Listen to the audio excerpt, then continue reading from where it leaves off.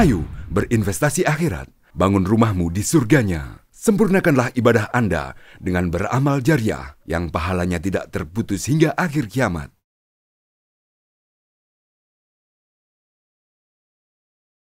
Assalamualaikum warahmatullahi wabarakatuh.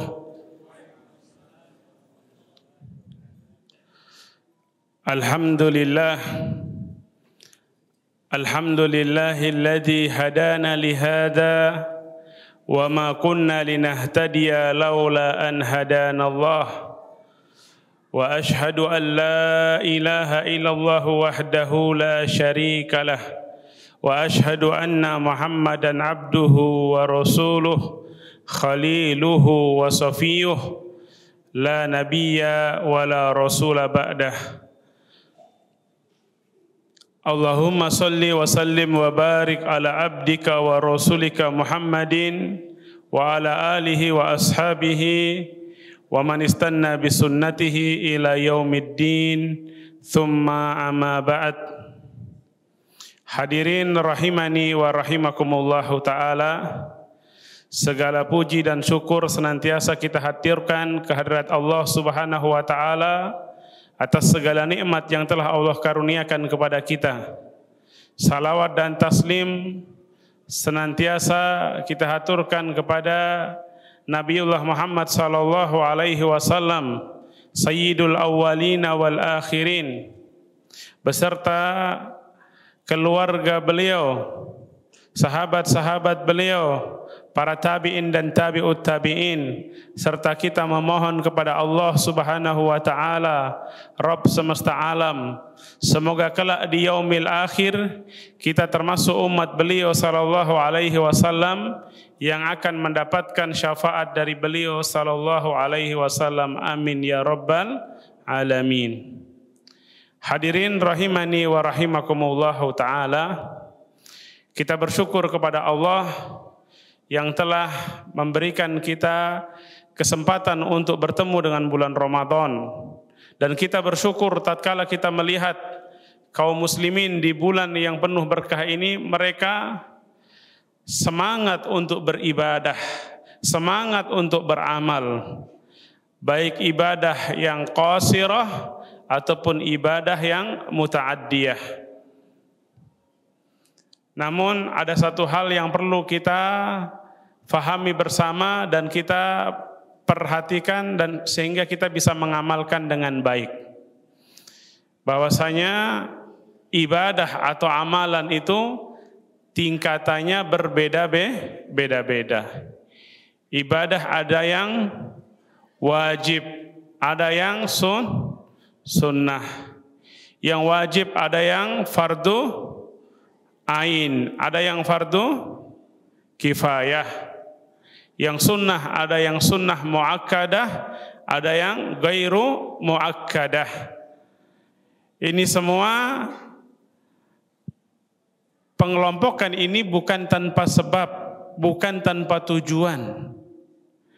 Di antara tujuan dan faedah yang bisa kita ambil adalah kita hendaknya bisa memberikan skala prioritas yang tepat, mana yang harus didahulukan ketika kita dihadapkan pada kondisi memilih antara dua amalan yang tidak mungkin kita lakukan bersamaan. Harus dipilih salah satu. Maka mana yang lebih harus didahulukan? Kata Allah subhanahu wa ta'ala dalam hadis qudsi, wa ma taqarraba ilayya abdi bi syai'in ahabbu ilayya mimma aftaradtuhu alaih.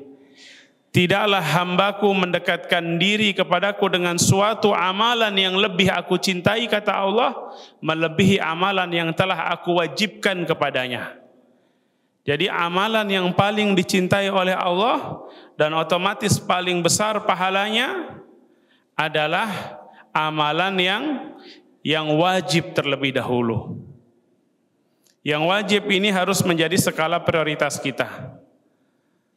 Maka kita berbahagia ketika melihat saudara kita berbondong-bondong untuk ikut bisa melaksanakan sholat malam atau sholat tarawih di bulan Ramadan.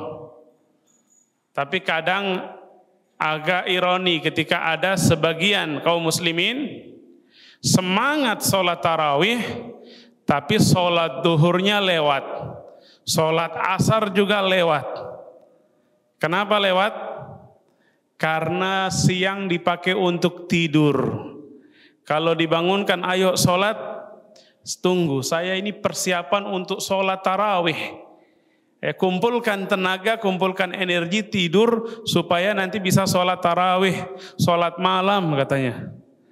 Sholat tarawih atau sholat malam di bulan Ramadan ini memiliki keistimewaan tersendiri dibandingkan dengan bulan-bulan yang lain.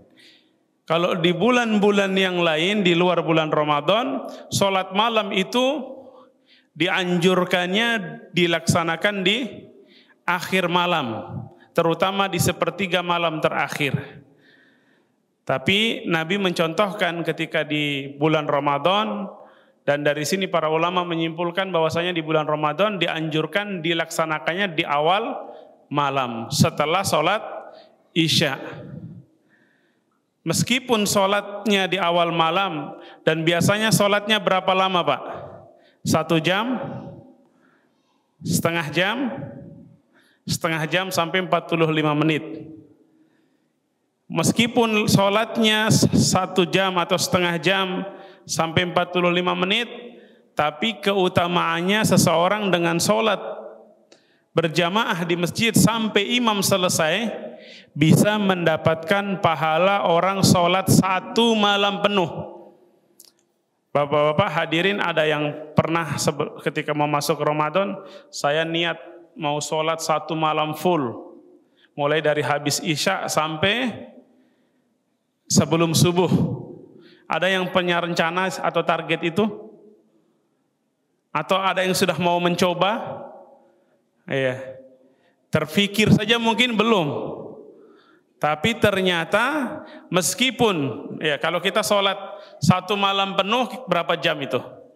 Anggaplah dari habis maghrib Isya ya, jam 8 berarti kurang lebih 9 sampai 10 jam. Ya. Ada yang bisa sholat sampai 9 sampai 10 jam, mungkin akan sangat berat bagi kita atau bagi sebagian besar dari kita. Tapi kita di bulan Ramadan, kata Nabi SAW, bisa mendapatkan pahala sholat 1 malam penuh. Dengan cara apa? Kata Nabi, man sholla ma'a imamihi hatta yansharif kutiba lahu sholatun lailah. Orang yang sholat tarawih, sholat malam di bulan Ramadan berjamaah bersama imam sampai imam selesai.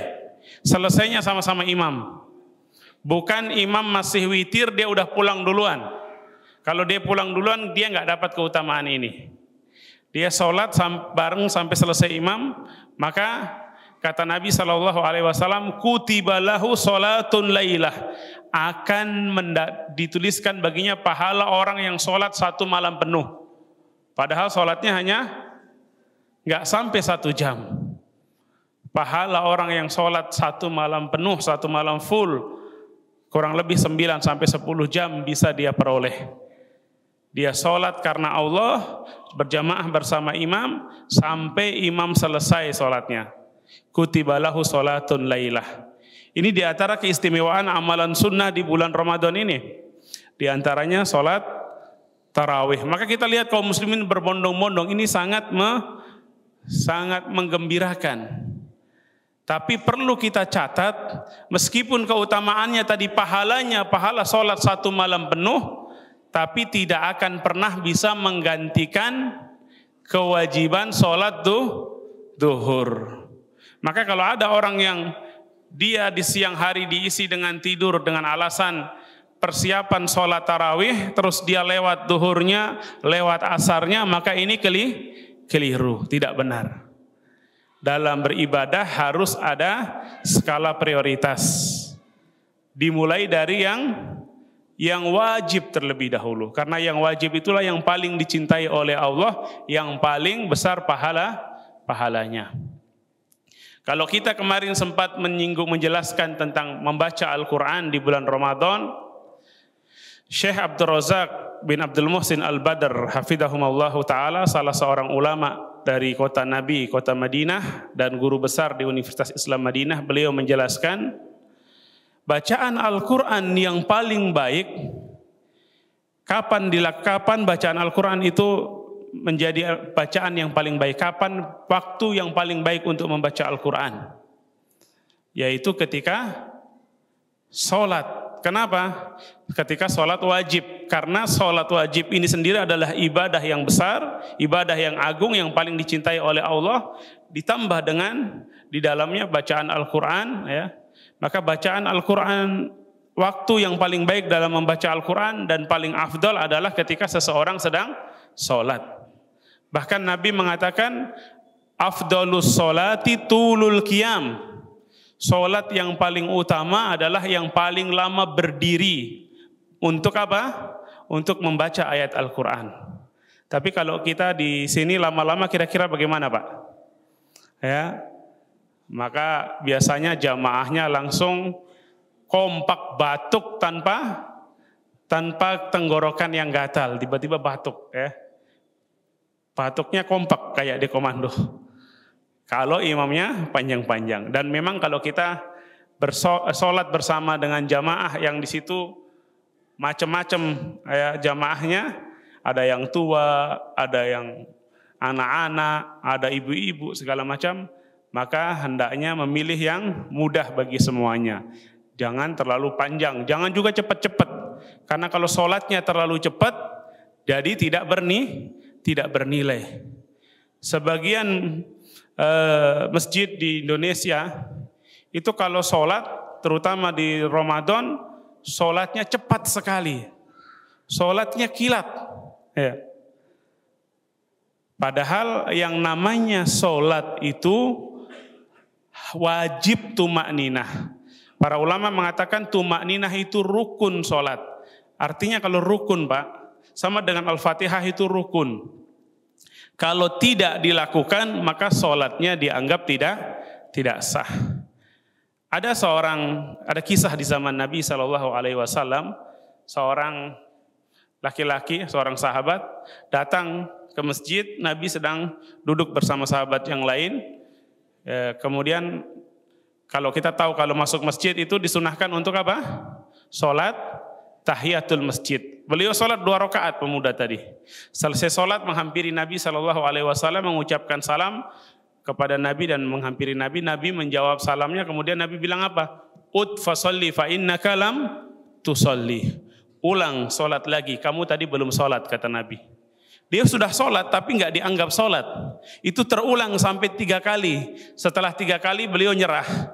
Walladzi ba'atsaka bil haqq ya Rasulullah. Demi Allah yang telah mengutusmu dengan benar wahai Rasulullah. La uhsinu ghaira hadza fa'alimni. Saya tidak tahu tata cara salat yang lebih baik dari yang telah saya lakukan ini. Tolong ajari saya. Maka Nabi mengajarkan kalau salat pertama toharohnya harus benar. Wudunya harus benar dulu, kemudian menghadap kiblat, berdiri dengan benar, tumakninah. Ruku, sujud semuanya diberikan waktu yang cukup untuk membaca hal yang merupakan kewajiban dalam rukun tersebut, jangan tergesa-gesa. Dari sini para ulama menjelaskan bahwasanya tumakninah itu adalah rukun, tidak boleh ditinggalkan. Dan kita lihat kadang sebagian di medsos atau mana, sebagian orang sholat begitu cepat. 2 rakaat kadang nggak sampai 1 menit, ya. Al-Fatihahnya diringkas, tiba-tiba waladhdallin amin, ya. Assalamualaikum warahmatullahi wabarakatuh. Assalamualaikum warahmatullahi wabarakatuh. Ini kira-kira kalau Nabi lihat bagaimana? Itu tadi sahabat ditegur oleh Nabi, "Ud fasalli fa innaka lam tusalli." Ulang salat lagi. Maka kita memang tidak mungkin bisa sama persis seperti Nabi 100%, tapi setidaknya kita berusaha meneladani dan berusaha semaksimal mungkin sebisa kita. Dan indahnya Islam, ajaran Islam yang telah diajarkan oleh Nabi itu sampai kepada kita, ya, terjaga dengan baik disimpan dalam kitab-kitab para ulama, kitab-kitab hadis jelas, kitab-kitab fikih semuanya. Kita mau belajar fikih apapun, mau mazhab Syafi'i, yang kita mayoritas di Indonesia mengaku bermazhab Syafi'i. Mau mazhab Hambali, muridnya Imam Syafi'i, mau mazhab Maliki, gurunya Imam Syafi'i, ya, mau mazhab Hanafi, semuanya yang namanya tumakninah itu suatu keharusan, tidak boleh tidak. Lantas bagaimana orang bisa sholat? Bahkan saya pernah melihat di media, ketika diwawancarai, Bapak sholat cepat begini sudah sejak kapan? Alhamdulillah kami sudah bertahun-tahun ini, bahkan kami sudah keturunan yang kesekian, kata dia. Dan dengan bangganya dia mengatakan, meskipun sholat kami cepat, kami tumakninah. Tumakninah dari mana? Ya. Al-Fatihah yang rukun saja tidak dibaca dengan benar. Tidak dibaca dengan benar. Ya. Mungkin kalau ada perlombaan sholat tercepat, kita bisa menang ini. Ya. Sholat tercepat, bukan sholat terbaik. Sholat tercepat menang Indonesia, karena sudah terbiasa. Saking cepatnya hakikilatnya. Maka yang ingin kami sampaikan tadi, ketika beramal kita hendaknya berusaha untuk sebisa mungkin ya mencontoh, meneladani apa yang dicontohkan oleh Nabi SAW dan berusaha untuk mendahulukan amalan yang paling penting. Contoh yang sering kita dapati juga di masyarakat kita. Meskipun ini agak disayangkan ya, kalau di hari Jumat itu anjurannya kita datangnya pas khotib di mimbar atau sebelum khotib datang, Bapak-bapak. Sebelum khotib datang. Itu anjurannya dan yang disarankan, yang diperintahkan oleh Nabi. Tapi realita di masyarakat kebanyakan ya, khotib sudah di atas mimbar, lagi adzan baru pada berdatangan satu-satu. Bahkan tidak jarang ketika kami jadi khotib, kita sudah selesai khutbah kedua, sudah doa, ada yang baru datang. Ya. Ini kondisi yang cukup memprihatinkan. Ketika umat Islam bahkan sholat Jumat tidak terlalu dianggap penting. Yang saya ingin bahas di sini, ulas sedikit terkait tentang prioritas tadi. Kita tahu bersama ketika muadzin sedang azan, kita disunahkan untuk apa? Untuk mengikuti bacaan muadzin, kemudian selesai itu bersalawat dan berdoa seperti yang diajarkan oleh Nabi SAW. Itu sunnahnya. Artinya kita sepakat mengikuti bacaan muadzin itu sunnah. Ya. Ada kalanya sunnah ini bertabrakan atau berbarengan waktunya dengan yang wajib. Kita harus memilih salah satu. Jamaah datang ketika khotib sudah di atas mimbar. Muadzin sedang azan. Mayoritas jamaah datang berdiri ikut mendengarkan dan membaca seperti yang dibaca muadzin. Iya kan? Begitu realitanya. Padahal kalau dia ikut mendengarkan azan, konsekuensinya apa? Konsekuensinya ketika khotib sudah khutbah, dia bisa ikut mendengarkan dari awal. Padahal mendengarkan khutbah itu apa? Wajib apa sunnah? Mendengarkan khutbah Jumat wajib. Mana yang harus didahulukan? Kalau kita dengarkan azan dulu, berarti kita terlewat sebagian khutbah. Maka mestinya kalau muadzin sedang azan, khotib sudah di atas mimbar, kita datang terlambat, ya kita langsung sholat tahiyatul masjid. Agar nanti tidak ketinggalan khutbah. Tapi mayoritas kita karena tadi tidak memahami mana yang harus didahulukan. Semua amalan, Pak, yang wajib itu harus lebih didahulukan, dan yang wajib pahalanya lebih tinggi. Sedekah yang wajib duluan yang harus dilakukan. Sedekah wajib apa, Pak? Zakat. Ya, zakat, ya. Nafkah. Orang berinfak, ada yang infak, ya. Dia infak kemana-mana, tapi anak istrinya nggak diurus. Ini keliru. Wajib dia menafkahi anak istrinya, keluarganya, orang tuanya. Nanti kalau ini baru silahkan, ya, ditambah dengan yang sunnah. Maka Nabi pernah menjelaskan tentang sedekah misalnya. Sodakotun lil miskin, sodakoh. Wa sodakotun lirrahim, laha ajron. Orang yang bersedekah kepada orang miskin yang tidak ada hubungan rahim, tidak ada hubungan darah dengan kita, tidak ada hubungan kerabat, pahalanya pahala sedekah saja. Tapi kalau kita sedekahnya kepada rahim kita, orang yang punya hubungan rahim dengan kita, maka pahalanya 2. Pahala sedekah dan pahala menyambung silaturrahim.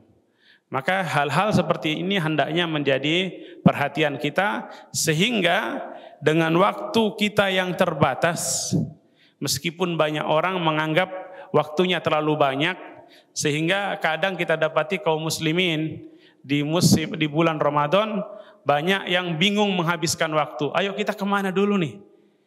Bahkan ada tradisi di negeri kita ini apa? Ngabuburit. Apa itu ngabuburit? Buang-buang waktu karena terlalu banyak waktunya. Padahal apa? Baca Quran juga belum khatam, ya kan? Belum lagi kalau ditanya tafsirnya dan amalan-amalan yang lainnya. Tapi merasa waktunya sudah kebanyakan, sampai-sampai bingung mau habiskan waktu. Ini kok lama sekali ya?